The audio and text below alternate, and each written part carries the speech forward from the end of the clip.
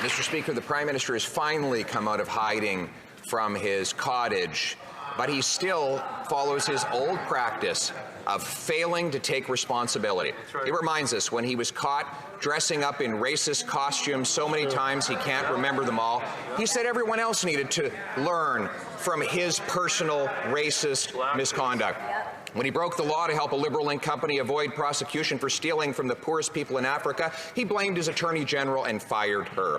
When he doubled housing costs, he said housing is not his job.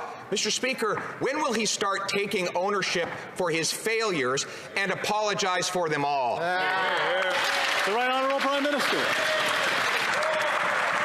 Mr. Speaker, while the Leader of the Opposition concentrates on personal attacks on me, I will stay focused on Canadians, on building more affordable housing, on delivering things like the grocery benefit, on delivering childcare at $10 a day right across the country over the objections of Conservatives, of delivering a dental benefit for families who can't afford to send their kids to the dentist, something, again, Conservatives voted against. Mr. Speaker, we will continue to stay focused on fighting for Canadians while the Leader of the Opposition fights with everyone around him.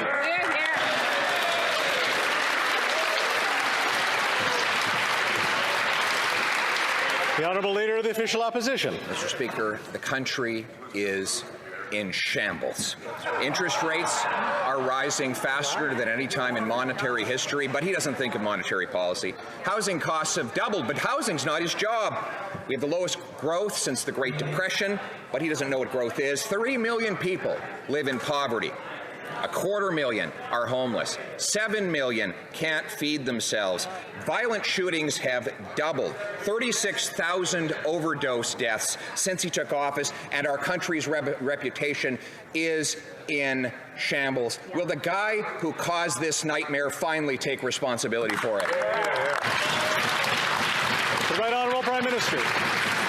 Canadians are feeling the impact of rising prices across the country, including on things like groceries and housing. That's why we're taking immediate action to increase the pressure on CEOs to ensure groceries are affordable. We're supporting small businesses by extending the term loan repayment deadline.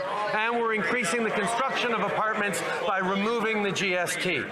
We're seeing the impacts already. This week, a Toronto-based company shared that they'll now build 5,000 more new rental units across the country, which were otherwise on hold. We will continue to focus on delivering for Canadians while he focuses on fights. The Honourable Leader of the Official Opposition. Répète encore les mêmes promesses électorales. Same old election promises that he already broke 8 years ago. The cost of housing has doubled after 8 years. We have the highest interest rates we've had in 40 years. The interest rate is rising faster than ever in the monetary history of Canada. And he's not thinking about monetary policy. The number of shootings has doubled.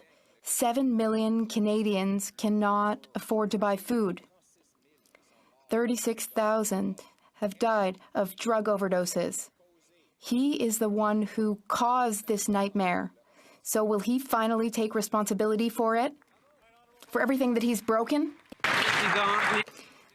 Mr. Speaker, Canadians are feeling the effects of rising costs of living everywhere in the country, especially when it comes to housing and groceries. That's why we are taking immediate action to deal with the CEOs of major grocery chains to help them make grocery prices more affordable. We will also support small businesses by extending the repayment loan deadline. We are also eliminating the GST on new rental construction. We have already seen the impact of these measures. A Toronto business said this week that it will build 5,000 new rental units in the country. The project had previously been on hold. We will always be there for Canadians.